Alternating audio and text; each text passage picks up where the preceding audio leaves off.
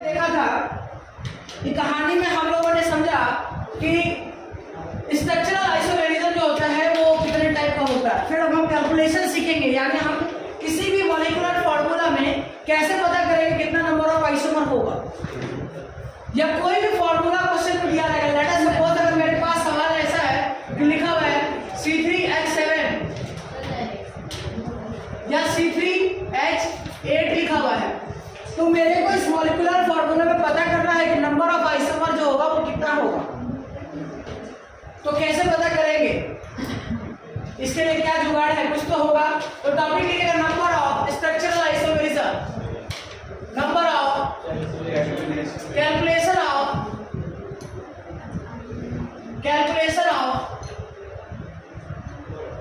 Number of structural isomerism,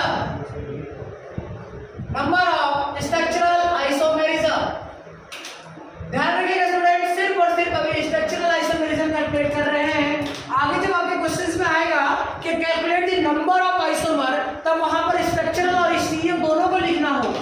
और अभी तक हम लोगों ने कहानी में सिर्फ और सिर्फ स्ट्रक्चरल समझा है, यानी हम क्या लिखेंगे, calculation of structural isomerism, calculation of structural isomerism. मेरे स्टूडेंट, अब हम एक एक करके सबसे पहले केस लेते हैं अल्केन का। किसका केस लेते हैं, अल्केन का।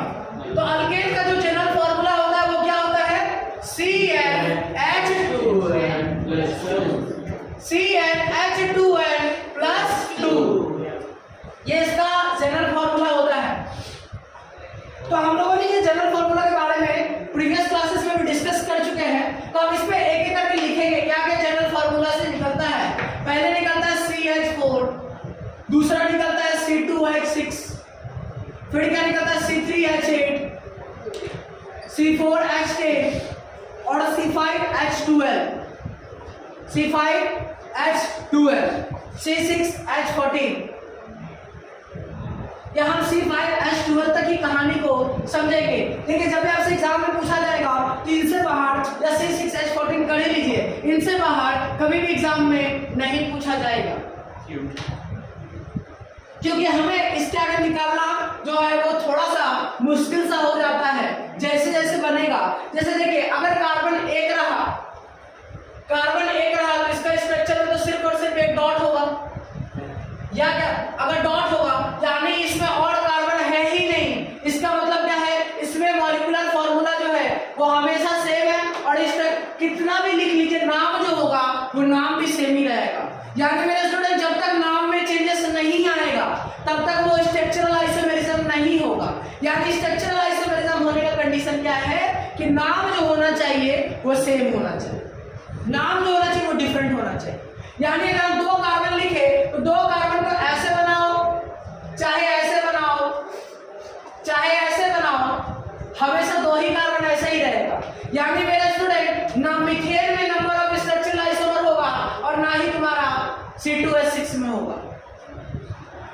होगा ही नहीं। क्योंकि आइसोमर के लिए कंपाउंड के पास मॉलिक्यूलर फॉर्मूला भी सेम होना चाहिए और नाम भी डिफरेंट होना चाहिए स्ट्रक्चरल फॉर्मूला के लिए। 3 कार्बन करे तो 3 के लिए हम ऐसे बना सकते हैं और ऐसे बना सकते हैं। कोई ऐसा तो नहीं सोच रहा कैसे बना सकते हैं। भाई साहब, ये सब का सब सेम ही है, यानी इसमें भी स्ट्रक्चरल आइसोमर नहीं होगा। तो सर होगा किसमें, अब देखते हैं। चौथे में बनाते हैं 1 2 3 और 4, इसको चारों को जोड़ दिए, सही बात है। क्या हम इसमें से, देखिए मेरे स्टूडेंट, इसमें से हम एक और कम करके कुछ ऐसा बना सकते हैं क्या। देखिए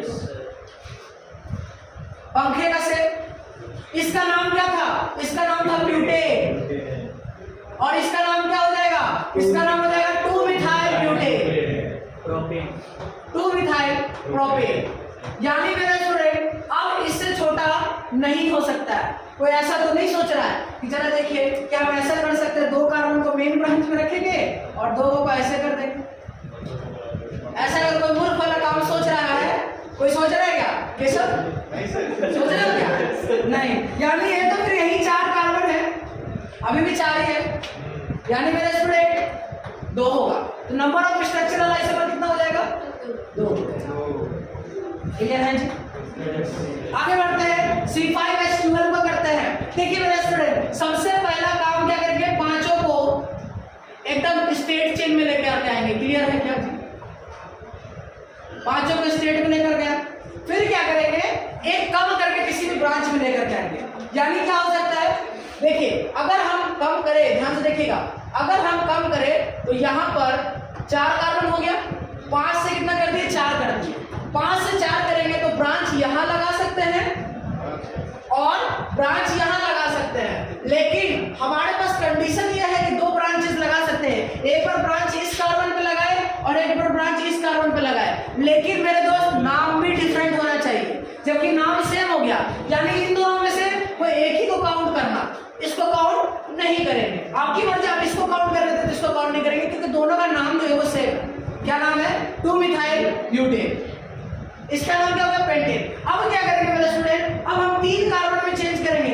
याद रखिएगा, जब भी आपको मॉलिक्यूलर फॉर्मूला दिया जाए तो आप हमेशा जितना भी कार्बन है उसको कार्बन को कम करते करते करते करते कहां तक लेके आना, 3 तक। क्यों 3 तक लेके आना, क्योंकि 3 से कम में तो बनता ही नहीं ना है, यानी बनेगा कहां तक, 3 तक। यानी हम इसको कम करके क्या ला सकते हैं, 1 कार्बन, 2 कार्बन और 3 कार्बन मेन चेन में, ब्रांच में कितना लगा देंगे, 1 ब्रांच यहाँ लगा देंगे, 1 ब्रांच यहाँ लगा देंगे। और कोई हो सकता है क्या, सोचिए, और कोई हो सकता है क्या, नहीं हो सकता। यानी यहाँ पर एक आइसोमर ये हुआ, एक आइसोमर ये हुआ और एक आइसोमर ये हुआ, यानी टोटल नंबर ऑफ आइसोमर कितना हो गया, स्ट्रक्चरल आइसोमर का जो हो गया वो टोटल हो गया 3। चलिए अब हम सोचते हैं C6H14 वाला, ठीक है। तो C6H14 वाले केस को बहुत बढ़िया से समझेंगे, ठीक है ना, कितना होगा चलो चेक करते हैं। सबसे पहले हम क्या करेंगे, पहले 6 कार्बन बनाएंगे। यह हमारा 6 कार्बन, 1 2 3 4 5 और 1 6 कार्बन हो गया। फिर धीरे से एक कार्बन को कम करेंगे और हम देखेंगे कि देखिए जब हम एक कार्बन को कम करेंगे तो हमारे पास कितना कार्बन का पोजीशन है। देखिए साइड में तो नहीं लगा सकते, लगाएंगे तो इस कार्बन और इस कार्बन और इस कार्बन पे। जब हम इसमें लगाएंगे तो देखिएगा मेरे स्टूडेंट, ये वाला और ये वाला जो पोजीशन है वो सेम है, यानी एक ही हो गया। नहीं समझ में आया, देखो यहाँ समझो, हम ऐसे करके ऐसे बनाएंगे तो यहाँ पर नहीं लगा सकते।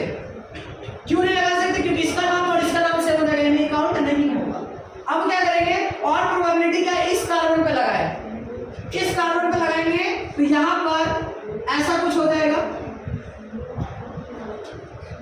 अब क्या करेंगे, और कार्बन को कम करेंगे। हमने कितना पे लेके आए, शुरू में था टोटल कितना, 6, फिर किस पे लेके आए, 5, अब किस पे लेके आएंगे, 4 पर, यानी 5 में हमारे पास कितना हो गया, 2, यानी अब 4 पे लेके आते हैं। तो जब 4 पे लेकर के आएंगे तो हमारे पास प्रोबेबिलिटी क्या है, हमें 2 कार्बन लगाना है, यानी हम यहाँ पर मेरे फ्रेंड, यहाँ पर हम 2 कार्बन को लगा सकते हैं। क्लियर है जी? या तो हम ऐसा भी कर सकते हैं कि 4 कार्बन लिखने के बाद एक कार्बन को यहाँ पर लगाए और एक कार्बन को यहाँ पर लगाए। कोनो डाउट? यानी कितना पॉसिबिलिटी हो गया सर, 1 नंबर पॉसिबिलिटी ये हो गया, 2 नंबर पॉसिबिलिटी ये हो गया, 3 नंबर पॉसिबिलिटी ये हो गया, 4 नंबर पॉसिबिलिटी ये हो गया और 5 नंबर पॉसिबिलिटी ये हो गया। यानी मेरे friend total isomer, structural isomer ये C6H14 में कितना हो जाएगा, C6H14 हो जाएगा 5। नोट करिएगा।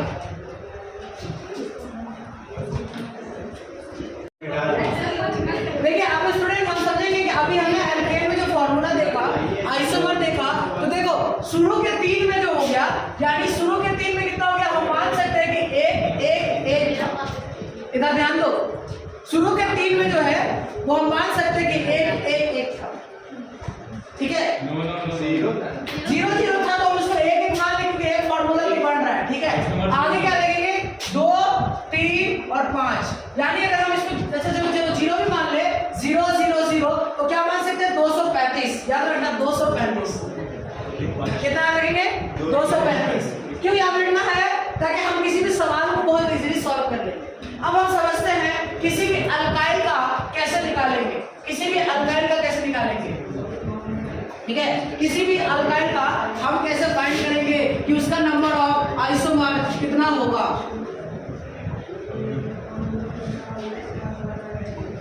ठीक है मेरे स्टूडेंट, अब अल्काइल का पता करेंगे तो अल्काइल का जनरल फार्मूला सबको पता है, क्या होता है, CnH2n+1, यानी मेरा स्टूडेंट इसमें एक बॉन्ड लगा हुआ रहता है। तो हम पहली बार लिखेंगे CH3, दूसरी बार क्या लिखेंगे C2H5, अगली बार क्या लिखेंगे C3H7, अगला क्या लिखेंगे C4H9, अगला लिखेंगे C5H11, अगला लिखेंगे C6H13, C5H11, अगला क्या होगा C6H13, और लिखेंगे C7H15। अल्काइल में 7 कार्बन तक आपको आना चाहिए, ठीक है मेरा स्टूडेंट।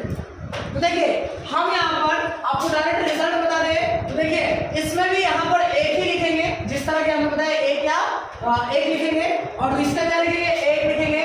यहाँ पर इसका 2 आइसोमर बनेगा, ठीक है 2 आइसोमर बनेगा। कैसे बनेगा देखो जरा ध्यान से, यहाँ लिखा C, यहाँ लिखा C, यहाँ लिखा C, 3 कार्बन मेन चेन में। या ऐसा भी हो सकता है कि एक कार्बन ऐसा लिखा, एक नीचे C और एक ऐसा नीचे C, तो यानी नंबर ऑफ आइसोमर कितना होगा 2 होगा। अगला क्या होगा, अगला जो होगा उसका 4 होगा। कैसे होगा जरा देखिएगा, पहले 1 2 3 4 कर लिए, फिर क्या करेंगे, फिर ऐसा कर सकते हैं कि यहाँ पर लिख सकते हैं C 1 2 3 4, कोई दिक्कत। फिर क्या करेंगे, फिर ऐसा कर सकते हैं C लिखा, यहाँ C लिखा, ऊपर C लिखा और यहाँ C लिखा, कोई दिक्कत। अब एक और केस क्या कर सकते हैं, ऐसा भी कर सकते हैं कि C लिखा, यहाँ पर C लगाएंगे, तो सबका नाम जो होगा वो अलग अलग होगा, यानी एक आइसोमर ये होगा, एक आइसोमर ये होगा। देखिए इसमें कैसे पता करेंगे, जिसमें सारा का सारा 1 डिग्री या 2 डिग्री है, इसमें कितना है, इसमें कितना होगा।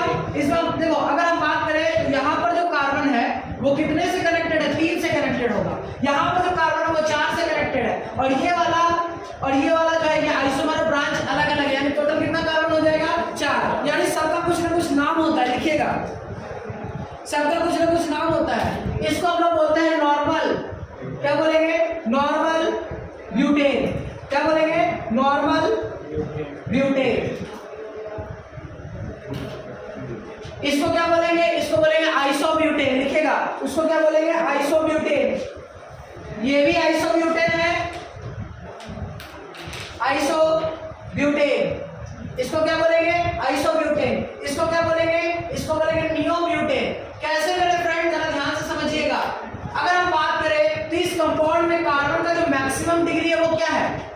अगर किसी भी कंपाउंड में कार्बन का जो मैक्सिमम डिग्री या तो 2 हो या 1 हो, देखिए इस कार्बन का डिग्री 1 होगा और इस कार्बन का डिग्री 2 होगा।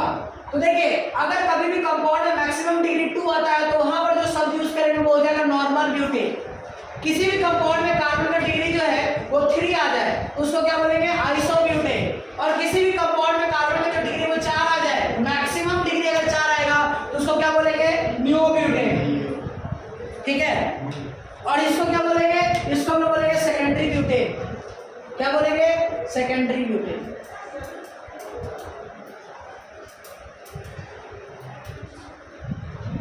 नोट करिएगा नॉर्मल आइसो नियो सेकेंडरी।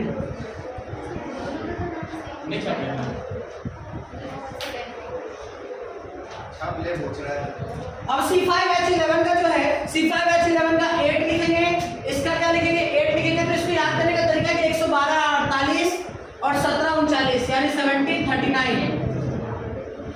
अब इतना आइसोमर बनाना पॉसिबल नहीं है तो इसलिए हमें याद रखना पड़ेगा। अब देखो तुम्हारा जो डाउट है वो बता देना। देखो बाबू तुम्हारा, अरे ये कनेक्टेड ग्रुप से था ना तभी तो ऐसा लिखा, ये कनेक्टेड ग्रुप से तभी नॉर्मल लिखा, लेकिन ये वाला जो ब्रांच लगा वो कनेक्टेड ग्रुप से नहीं है इसीलिए लगा है सेकेंडरी। डिग्री क्या सेकेंडरी,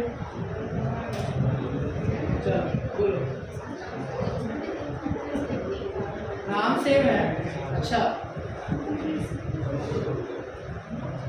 अब देखो इसका हेल्प से हम सवाल को कैसे बनाएंगे, इसके हेल्प से क्वेश्चंस को कैसे बनाएंगे। लेकिन सबसे पहले हम समझेंगे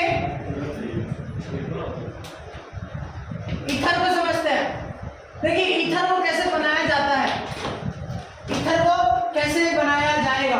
मेरे स्टूडेंट्स, हमने बताया था पिछले फर्स्ट वीडियो में हमने ये समझाया था कि देखो बाबू, कार्बन अगर हम 5 लेते हैं और हाइड्रोजन 12 हो जाता है और ऑक्सीजन लगा रहता है, तब 2 ही केस हो सकता है, या तो हाइड्रोजन यानी अल्कोहल बने चाहे ईथर बने, 2 केसेस बन सकता है। अब हम समझेंगे कि हमें पूछ रहा है ईथर बनाइएगा तो कैसे बनाएंगे, जरा देखना। देखो ईथर का मतलब होता है ऑक्सीजन का सिंगल बॉन्ड होना। तो सबसे पहले हम क्या करेंगे, यहाँ लिखेंगे CH3, यानी इस पोजीशन पर एक कार्बन को मैंने कर दिया फिक्स, इस पोजीशन पर एक कार्बन को कर दिया मैंने फिक्स। तो बचा कितना कार्बन सर, बचा तुम्हारा 4 कार्बन, यानी बचा हुआ 4 कार्बन को लिख दिया CH2, CH3 सॉरी CH2 और CH3। अब आपको समझना है, देखिए अब यहाँ पर जब हमने देखा तो यहाँ पर अगर गौर से करने की कोशिश करें तो देखो इन पूरे पार्ट जो रेड पार्ट है उसको हटा दो, तो जरा ये बताओ तो कि ये किसका फॉर्मूला, ये फॉर्मूला में कितने कार्बन है सर, 1 2 3 4, हाइड्रोजन कितना है 7 9, यानी C4H9। यानी मेरे दोस्त अगर हम जब भी ईथर आएगा तो सबसे पहले एक कार्बन को फिक्स कर दिया, फिर क्या करेंगे और कुछ कर सकते हैं, देखिएगा जरा ध्यान से, और क्या कर सकते हैं सर, 3 कार्बन को इधर क्या कर सकते हैं, यहाँ पर ऑक्सीजन लिख करके ऐसा कर सकते हैं, देखिएगा कि यहाँ पर हम लिख देंगे CH2 और इधर लिख दिया CH3, यानी इस साइड में 2 कार्बन लिख दिया, बचा कितना 3, यानी यहाँ लिखेंगे CH2 और यहाँ लिखेंगे CH3। क्या और कोई पॉसिबिलिटी है? नहीं। क्यों? क्योंकि दोनों साइड कार्बन बराबर नहीं करना है, ठीक है। और कोई पॉसिबिलिटी है क्या? नहीं डाल सकते हैं, क्योंकि अब कोई ऐसा तो नहीं सोच रहा है कि सर इधर 3 कार्बन कर देते हैं और इधर 2 कार्बन कर देते हैं, कोई ऐसा तो नहीं सोच रहा है।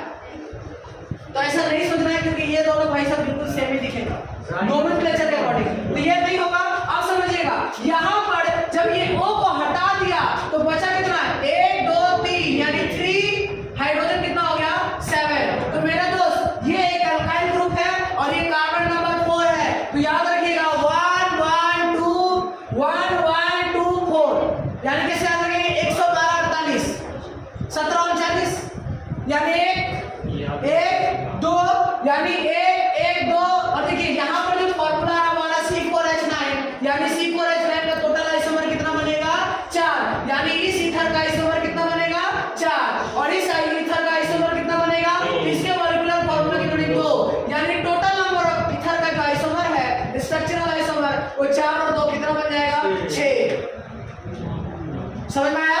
यानी क्या करना है, एक साइड फिक्स करना है, अगले साइड बचा हुआ जितना भी कार्बन होगा उसको अल्काइल मार करके अल्काइल में जितना आइसोमर होता है वो पुट कर देंगे। बोल रहा हूं, नोट करिए।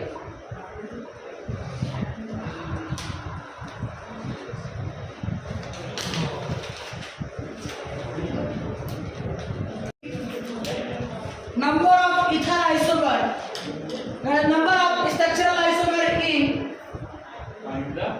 find the number of structural isomer only ether.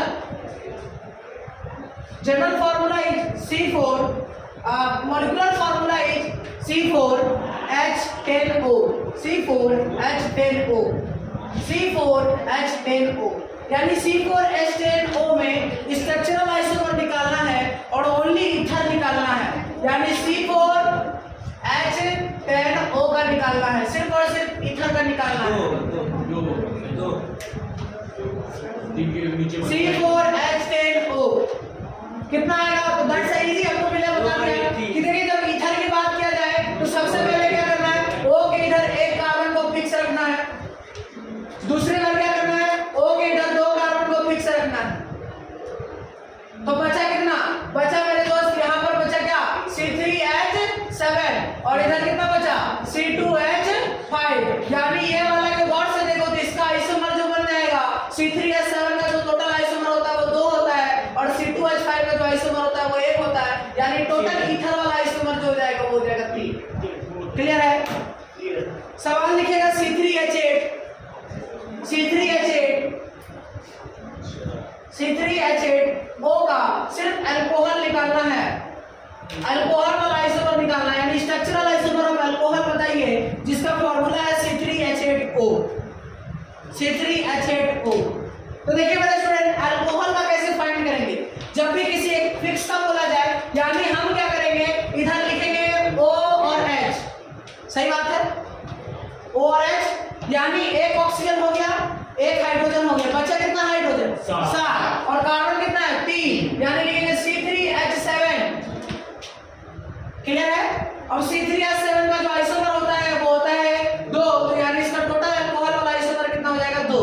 यानी जिस भी ग्रुप के बारे में बोला जाए उस ग्रुप को अलग करो, बचा हुआ जो कार्बन का अल्काइल होगा वही उसी का आइसोमर होगा। यानी इसको याद करना पड़ेगा 112, या ऐसे याद कर सकते हैं 112 48 17 39, 112 48 17 39। कोई ऐसा मत करना, कोई ऐसा सोचना भी मत, एग्जाम में निकाल लेंगे, कहीं क्वेश्चन दे दिया ना C7H15 का, तो 39 क्वेश्चन निकालते निकालते तुम्हारा पेपर ही फुल हो जाएगा, फिर भी आंसर नहीं आएगा। ठीक है, कैसे याद रखना है? 112 48 17 39, 112 48 17 39, 112 48 17 39।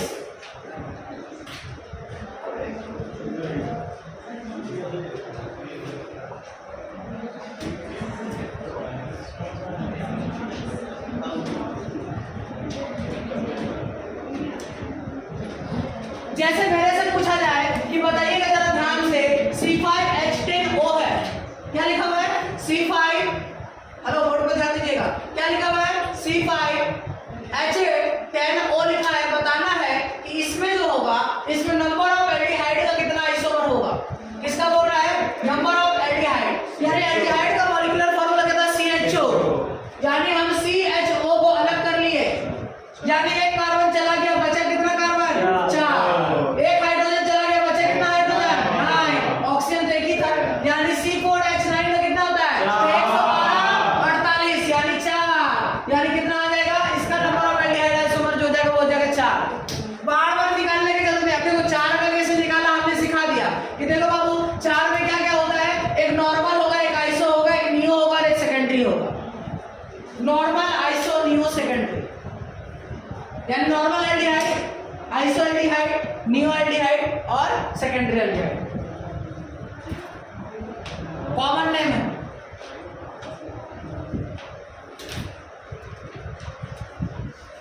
लिखिएगा how many बेंजोनाइट possible with, how many बेंजोनाइट possible with molecular formula.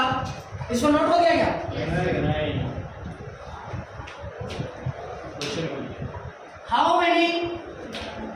how many benzenoid are possible, how many benzenoid are possible, how many benzenoid are possible with molecular formula, how many benzenoid are possible with molecular formula C7H8O, with molecular formula C7H8O। देखिएगा मेरे student, हमने लिखा C7H8O का बताना है मेरे को how many benzenoid are possible, यानी कितना बेंजीन पॉसिबल होगा। तो देखिए मेरे स्टूडेंट, सबसे पहले अगर हम एक बेंजीन बना ले तो क्या आप लोगों को पता है कि जब हम एक बेंजीन को बनाते हैं तो यहाँ पर कितना कार्बन होता है? 6 होता है। हाइड्रोजन कितना होगा? 5 होगा। लेकिन हम अगर 5 लिखेंगे और 1 2 3 4 5 और 6 होता है, लेकिन हम 5 क्यों लिख रहे हैं? क्योंकि देखिए मेरे स्टूडेंट, हमें यहाँ पर देखिए इसमें से अलग क्या कर लेना है? C6H5 को अलग कर लेना। बचेगा क्या? बताइए बचेगा क्या? जब हम इसको अलग कर लेंगे यानी बचेगा कितना? C, एक कार्बन बचा और क्या बचा? हाइड्रोजन 3 बचा और O बचा। सही बात है, एक कार्बन बचा और हाइड्रोजन कितना बचा? 3 बचा और ऑक्सीजन कितना बचा? O बचा। यानी मेरे स्टूडेंट अगर हम देखें तो यहाँ पर हम क्या लिख सकते हैं? CHO, कोई दिक्कत? या ऐसा लिख सकते हैं CH3OH लिख सकते हैं, कोई दिक्कत? CH2OH लिख सकते हैं, कोनो डाउट? एक बार और देखो, बेंजीन का मॉलिक्यूलर फार्मूला क्या है? C6H5। अरे हम मान रहे हैं कि वो बेंजीनोइड कंपाउंड बनाने वाला तो H5 मानते हैं, होता कितना है? 6 होता है, एक हाइड्रोजन हटा रहे हैं, ठीक है। तो यहाँ पर जब हम हटाएंगे तो बताओ कितना कार्बन बच गया? एक। हाइड्रोजन कितना बच गया? 3। और ऑक्सीजन कितना हो गया? 1। देखो मेरे स्टूडेंट, अगर हम एक बॉन्ड की बात करें और एक कार्बन है और यहाँ हाइड्रोजन 3 है, तो यहाँ पर क्या हो जाएगा? इसको हम लोग कैसे बना सकते हैं? इसको हम लोग बना सकते हैं, देखिएगा, इसको हम लोग बना सकते हैं CH2OH अल्कोहल बना सकते हैं। क्लियर है? ओके, अब देखिए आगे बढ़ते हैं। अल्कोहल बना दिए, और कुछ बना सकते हैं? तो देखिए मेरे स्टूडेंट, हम लोग इसको ऐसा भी हम लोग एक और ये बना सकते हैं कि देखिए सर, यहाँ पर लिखा बेंजीन और यहाँ पर क्या लिखते हैं? O लिखते हैं और यहाँ पर लिखते थे CH3। ठीक है, ये क्या हो गया? ये हो गया क्या? इसको हम लोग बोलेंगे बेंजाइल अल्कोहल। हमने पिछले क्लास में भी शायद आइडियाज डिस्कस किया था। बेंजाइल अल्कोहल बोलते हैं इसको। क्या बोलेंगे इसको बोलेंगे बेंजाइल अल्कोहल। बेंजाइल अल्कोहल क्या बोलेंगे? Benzyl alcohol. अब देखिए मेरे स्टूडेंट, इसको क्या बोलेंगे? इसको बोलेंगे हम लोग ईथर। क्या बोलेंगे? ईथर। और क्या बोलेंगे? देखिए नाम नहीं लिख रहा, नोमेनक्लेचर नहीं लिख रहा, तो उसको बोला क्या जाएगा? या इसको हम लोग अगर इस बात करें तो इसको ईथर नहीं तो एनिसोल बोलो। क्या बोलो? एनिसोल। नाम लिखा है क्या? एनिसोल। स्पेशल नेम जो था उसका क्या था? एनिसोल। अब देखो और क्या कर सकते हैं? कहीं ऐसा तो कर सकते हैं क्या? देखो तो यहाँ पर लिखा TCH3 और यहाँ पर लिखा OH, कोई दिक्कत? यहाँ पर एक हाइड्रोजन गया था। अच्छा, ऐसा भी तो कर सकते हैं ना कि देखो जरा ध्यान से, यहाँ पर लिखा CH3, यहाँ पर लिखा OH। एक और केस हो सकता है, एकदम अपोजिट में हो जाए, CH3 और यहाँ क्या हो जाए? OH हो जाए। अब देखिए इन तीनों का नाम है, इन तीनों का नाम जिसको आपको याद रखना बहुत बढ़िया तरीके से, इसको बोलते हैं क्रिसोल। क्या बोलते हैं? क्रिसोल। अब देखो इसको क्या बोलेंगे? OH कौन से पोजीशन पे लगा है? तो मेरे दोस्त हमने बताया था कि बेंजीन पर अगर कभी भी एक G ग्रुप लग जाए, बेंजीन पर कभी भी एक G ग्रुप लग जाए तो उसके अकॉर्डिंग इस पोजीशन का नाम होता है ऑर्थो, इस पोजीशन का नाम होता है मेटा और इस पोजीशन का नाम होता है पैरा, जिसको हम लोग याद ऑर्था, मेटा, पैरा, ओम प्रकाश। तो देखिए मेरे स्टूडेंट, इसका नाम हो जाएगा ऑर्थोक्रिसोल, इसका नाम हो जाएगा मेटाक्रिसोल, मेटाक्रिसोल, और इसका नाम हो जाएगा पैराक्रिसोल। क्या नाम हो जाएगा? पैराक्रिसोल। आपको इसको नाम याद रखना, बहुत काम आएगा। यानी जब हमने लिखा C7H8O तो सबसे पहले क्या करना है? C7H8O में से एक बेंजीन को अलग कर लिए, बचा हुआ जो फार्मूला है वो आया CH3O, और CH3O में हम क्या बना सकते हैं? हमने देखा कि यहाँ पर बना सकते हैं अल्कोहल और ईथर, अल्कोहल और ईथर। क्लियर है? फिर हमने देखा कि अल्कोहल बनाएंगे तो अल्कोहल में एक बेंजाइल अल्कोहल होगा, क्योंकि बेंजीन से डायरेक्टली कनेक्टेड अगर अल्कोहल होता तो उसको हम फिनॉल बोलते हैं, लेकिन अगर बेंजीन से OH डायरेक्टली कनेक्टेड नहीं है तो उसको क्या बोलेंगे? Benzyl alcohol.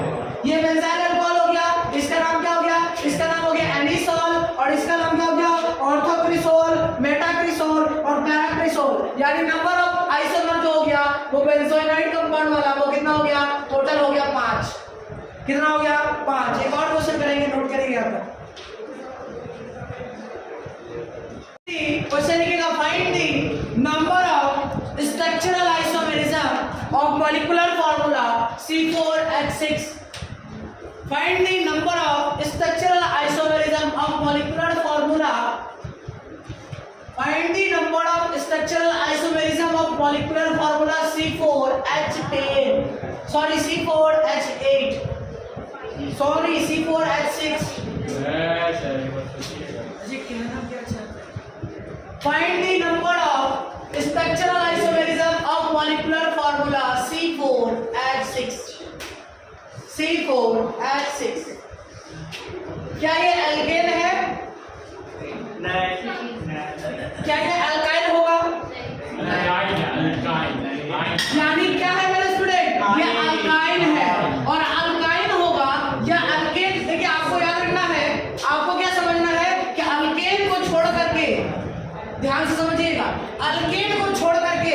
कभी भी कोई मॉलिक्यूलर फार्मूला आपके पास आ जाए, क्या आ जाए, यहाँ पर जो मॉलिक्यूलर फार्मूला है वो है C4H6 है ना। तो देखिए मेरे स्टूडेंट, ये अल्केन नहीं होगा तो हम इसमें DU निकालेंगे। क्या निकालेंगे? DU। यानी DU का मतलब होता है डिग्री ऑफ अनसैचुरेशन, जिसको हम लोग IHD भी बोलते हैं। एक और चीज बता दें, क्या बोले थे? DBE, double bond equivalent. Yes, यानी DU कैसे निकालते हैं? तो DU निकालने का तरीका आप लोगों को पता है। इसका फॉर्मूला लिखते तो क्या आना चाहिए? C4H8। यहां से यहां हाइड्रोजन में डिफरेंस, यानी 4/2। आंसर कितना आ जाएगा? 2। यानी DU कितना आ गया? 2। यानी इस DU 2 आएगा तो इसका मतलब है कितना बॉन्ड होगा? 2। कौन सा बॉन्ड होगा? बाई बॉन्ड या साइक्लिक स्ट्रक्चर होगा। ठीक है, तो देखिए सबसे पहले हम क्या करेंगे, 4 कार्बन को बनाएंगे। 1 2 3 4। अब हमें समझना है कि हमें 2 बॉन्ड बनाना है, इसमें 2 पाई बॉन्ड बनाना है। तो हम क्या कर सकते हैं, या तो ये केस में दोनों पाई बॉन्ड इस कार्बन पे लगाएं, या हम क्या कर सकते हैं, दोनों पाई बॉन्ड इस कार्बन पे लगाएं। और कोई पॉसिबिलिटी है? नहीं। अब हम क्या करेंगे, ऐसा भी कर सकते हैं कि 2 पाई बॉन्ड या 1 पाई बॉन्ड यहां लगाए और 1 पाई बॉन्ड यहां लगाए। कोनो डाउट? या हम ऐसा कर सकते हैं कि 1 पाई बॉन्ड यहां लगाए और 1 पाई बॉन्ड यहां लगाए। और कोई पॉसिबिलिटी है क्या? दिख रहा है क्या? देखो तो ब्रांच बना करके कर सकते हैं। सही बात है, ब्रांच बना के कर सकते हैं। यानी क्या कर सकते हैं, देखिए C नहीं होगा, ब्रांच बना के नहीं कर सकते। क्यों? क्योंकि इसको उठा करके जब यहां लगाएंगे तो 5 बॉन्ड हो जाएगा। यानी कितना आइसोमर हो गया? 4 हो गया। ठीक है, अब साइक्लिंग को समझेंगे। साइक्लिंग को समझेंगे। देखिए मेरे स्टूडेंट, सबसे पहले हम एक 4 का साइक्लिक स्ट्रक्चर बनाए। कार्बन कितना है? 4। हमें साइक्लिक स्ट्रक्चर बनाने के बाद इसमें पाई बॉन्ड बनाना है, तो एक यहां लगाएंगे, एक यहां लगाएंगे। एक ही ना होगा। अच्छा, तो 2 DU है, तो यानी कितना पाई बॉन्ड होगा? 1 पाई बॉन्ड होगा। एक साइक्लिक स्ट्रक्चर का 1 DU और 1 पाई बॉन्ड का 1 DU। कोई दिक्कत? अब हम क्या कर सकते हैं, हम अगर देखो जब भी आपको यहाँ पर मिलेगा ऐसा कहीं पर, तो साइक्लिक स्ट्रक्चर में हमेशा क्या करना है, 3 कार्बन तक लेके जाना है। याद रखिएगा, यह ओपन चेन हो चाहे क्लोज चेन हो, साइक्लिक स्ट्रक्चर हो चाहे ओपन चेन हो, हमेशा कार्बन को घटा घटा कर 3 तक लेके जाना है। यानी 3 कार्बन को यहाँ लाया, हमारे पास बचा कितना? 1 कार्बन। 1 कार्बन है तो बाहर में क्या लगाते हैं? डबल बॉन्ड वाला कार्बन। कोनो डाउट? नहीं है। हम एक और काम कर सकते हैं कि 3 कार्बन में एक और पॉसिबिलिटी है कि 3 को बाहर बनाए, 1 मिथाइल बाहर लगाए और डबल बॉन्ड अंदर लगा दे।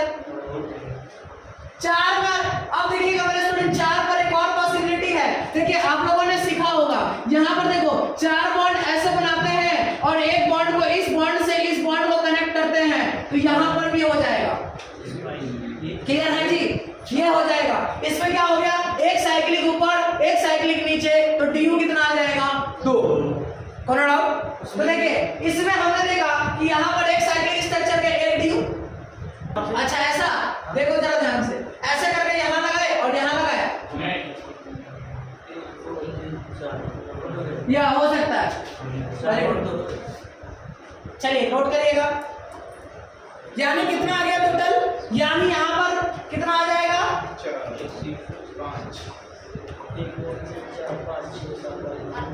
4 देखिए, 1 ये हो गया, 2 ये हो गया, 3 ये हो गया, 4 ये हो गया। ओपन चेन का कितना हो गया? 4। क्लोज चेन का कितना हो जाएगा? 1 2 3 4 और ये हो जाएगा 5।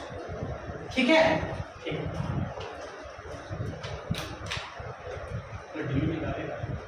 DU निकालने से हमें ये पता चल पाएगा कि उसमें डबल बॉन्ड होगा कि नहीं होगा।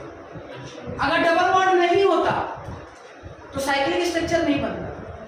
ठीक है, DU निकलेगा तभी साइक्लिक स्ट्रक्चर बनेगा, नहीं तो सिर्फ ओपन चेन बनता। ठीक है,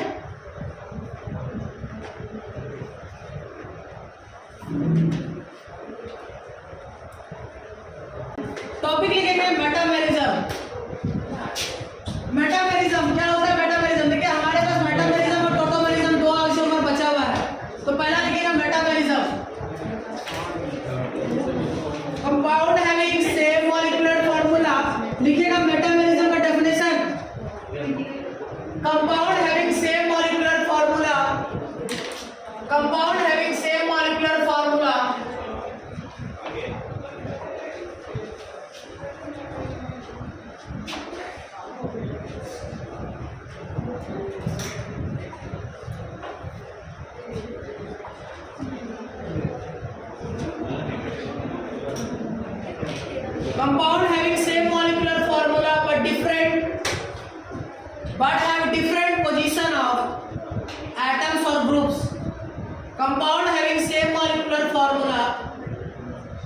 but have different position of atoms or groups.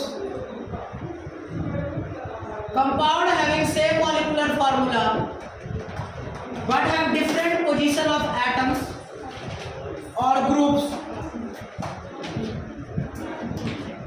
Compound having same molecular formula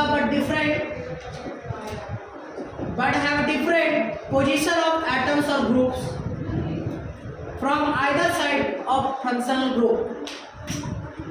From either side of functional group. From the but क्या लिखा है? From either side of bringing functional group. From either side of bringing functional group. Bringing. हाँ, from either side of bringing functional group.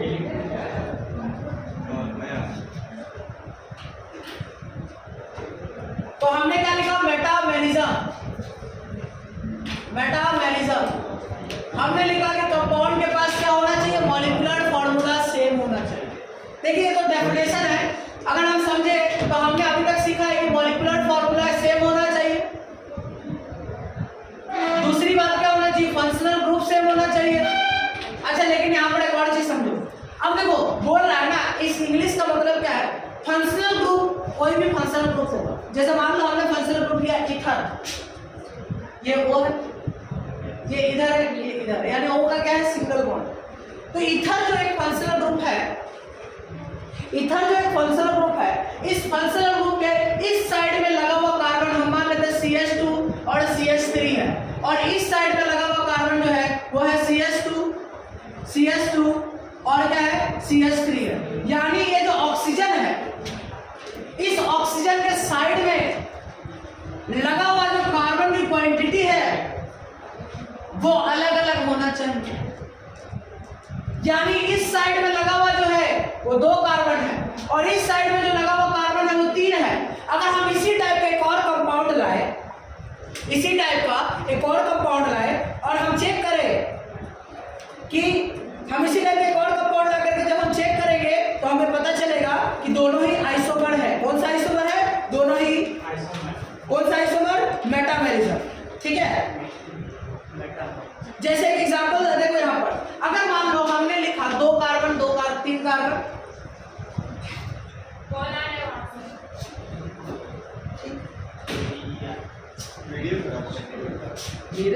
हुआ क्या? हमने देखा कि molecular formula same है. अब हम ऐसा भी तो कर सकते हैं ना कि देखो यहाँ लिखा CH3, और से देखो यहाँ लिखा CH, नीचे लिखा CH3, इधर लिखा OCH2 OCH3. यानी देखो मेरे स्टूडेंट, इस साइड में लगा हुआ जो ग्रुप था वो 3 कार्बन का था और इस साइड में भी 3 कार्बन का है, लेकिन दोनों ही ग्रुप अलग अलग है. दैट मींस ये दोनों किस टाइप का आइसोमर है? इन दोनों को बोलेंगे मेटामेरिज्म. यानी ऑक्सीजन के, ये मैं ऑक्सीजन हूं, मेरा हाथ इस साइड में अलग कार्बन और इस साइड में अलग कार्बन, यानी दोनों साइड डिफरेंस होना चाहिए. और दोनों साइड डिफरेंस होगा तो उसको क्या बोलेंगे? मेटामेरिज्म. है ना? सही बात है. जैसे देख भाई, यहाँ लिखा सल्फर, दिस इज सल्फर, ऊपर लिखा डबल O, नीचे लिखा डबल O, यहाँ लिखा O. अच्छा, इस साइड लिखा बेंजीन. ये देखो बेंजीन, लिखना जरा ध्यान से. देखो 1 2 3, ये वही बेंजीन है जो भी क्लास में बताए थे. कितना D होता है? 4. याद है कि नहीं है? वीडियो ट्रेंड में है. चलो, इस साइड में लिखा, यहाँ पर लिखा मेरे दोस्त, गौर से देखना, इस साइड में लिखा साइक्लिक कंपाउंड, और मेरे स्टूडेंट साइक्लिक कंपाउंड है इस साइड में और इस साइड में बेंजीन है, दोनों साइड में लगा हुआ ग्रुप. ऐसे करते यहाँ पर देखो, इन फोटो को देखना गौर से, इसी फोटो को देखना है, किसी और के फोटो को नहीं. ओ यहाँ पर लगाया बेंजीन, यहाँ पर लगाया बेंजीन और यहाँ पर लगाया साइक्लिक कंपाउंड. तो गौर से देखिएगा, देखो मगर गौर से. अच्छा, यानी देखो इस सल्फर के इस साइड में बेंजीन है और इस सल्फर के इस साइड में साइक्लिक कंपाउंड है.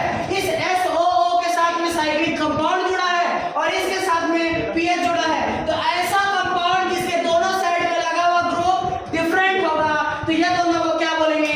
ये दोनों को बोलेंगे मेटामेरिज्म. क्या बोलेंगे? मेटामेरिज्म. यानी क्या है? Compound having same molecular formula but different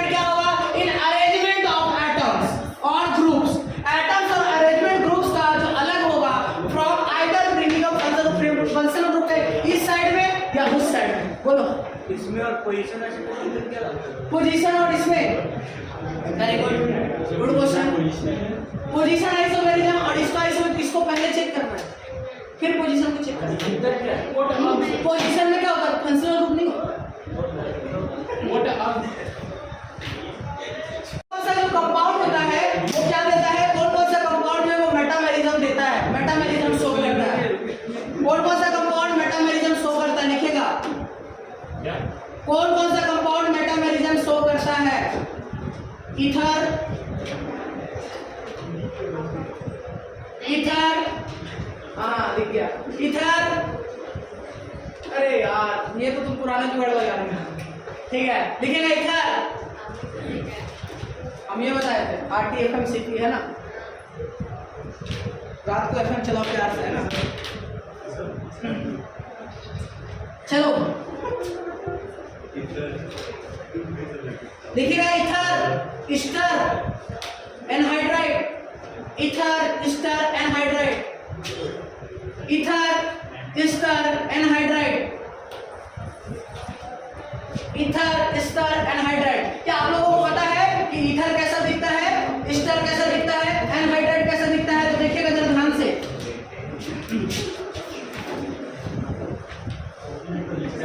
यहां समझो ये क्या है? ऑक्सीजन का जब बॉन्ड हो दोनों साइड सिंगल सिंगल बॉन्ड हो तो इसको क्या बोलते हैं? इसको बोलते हैं ईथर।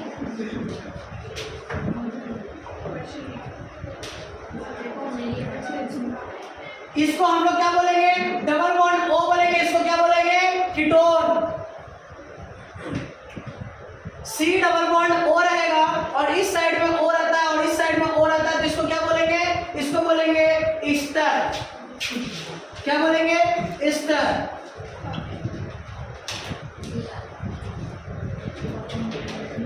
सी डबल बॉन्ड ओ लिखेंगे, यहां लिखेंगे ओ सी डबल बॉन्ड ओ। इस टाइप के ग्रुप को क्या बोलते हैं? एनहाइड्राइड। एनहाइड्राइड ये सब क्या देता है? ये जितना भी कंपाउंड लिखा है ये मेटामर शो करेगा। क्या शो करेगा? मेटामर। देखिए अगर यहां पर लिखे सी डबल बॉन्ड एस लिखते हैं और यहां लिखते इसको बोलते हैं थायो, थायो, इसको बोलेंगे थायो, ऐसे बोल सकते हैं, इसको क्या बोल सकते हैं? थायोकीटोन। क्या बोल सकते हैं? थायोकीटोन। थायो शब्द क्यों यूज कर रहे हैं? क्योंकि सल्फर लगा हुआ है, ठीक है। और क्या लिख सकते हैं? जहां लिख सकते हैं एस डबल बॉन्ड ओ, नीचे ओ, इसको ओ, इधर लिख सकते हैं, इसको बोलते हैं सल्फ, इसको बोलते हैं सल्फेटो। इसको क्या बोलेंगे? सल्फ, हाँ सल्फोनेट। हाँ बोलो, इसको क्या बोलेंगे? सल्फोनेट। सल्फोनेट। इसको क्या बोलेंगे? थायोकीटोन। थायोकीटोन। आगे देखते हैं, अमीन्स को चर्चा करेंगे। अमीन्स में होता है 2 डिग्री अमीन और 3 डिग्री अमीन।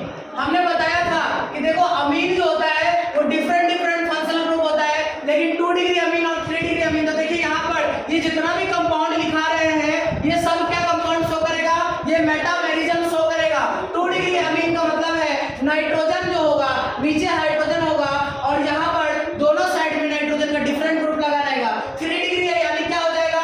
नाइट्रोजन के तीनों साइड में डिफरेंट डिफरेंट ग्रुप लगा रहेगा, यानी 2 डिग्री अमीन और 3 डिग्री अमीन में मेटामेरिज्म शो करेगा। क्लियर है? तो क्या क्या लिखा? अब देखिए अगर सल्फर लगा होता है और उसके दोनों साइड ग्रुप अलग अलग होता है तो इसको बोलते हैं, इसको बोलेंगे हम लोग थायो ईस्टर, सॉरी थायो ईथर। क्या बोलेंगे?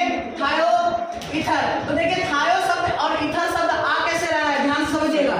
जब जब सल्फर आएगा तब तब थायो लगाते हैं और ईथर जैसा ग्रुप है तो ईथर हो गया और यहाँ पर कीटोन जैसा हो गया तो कीटोन हो गया, यानी थायो ईथर और thioketone, sulphonate, 2 degree amine, 3 degree amine, ether, ester, anhydride, ये सिर्फ जितना भी कंपाउंड है ये सब क्या शो करता है? ये मेटामर शो करता है। देखिए मेरे स्टूडेंट, ये सारा ग्रुप का आपको प्रीफिक्स और सफिक्स जो है वो आना चाहिए, अदरवाइज जब आप नोमेनक्लेचर करेंगे तो आपको बहुत प्रॉब्लम होगा। हमने इसका सबका चार्ट भी लिखा है नोमेनक्लेचर में कि ईथर का क्या लगाते हैं, कीटोन का क्या लगाते हैं, ईस्टर का क्या लगाते हैं, इन सभी का। तो अगले क्लास से जितना भी हम न्यूमेरिकल्स करेंगे उस सभी न्यूमेरिकल्स का साथ में नोमेनक्लेचर भी करते जाएंगे और अगली क्लास से एनसीईआरटी प्रॉब्लम्स को भी करेंगे, ठीक है। So thank you, have a nice day.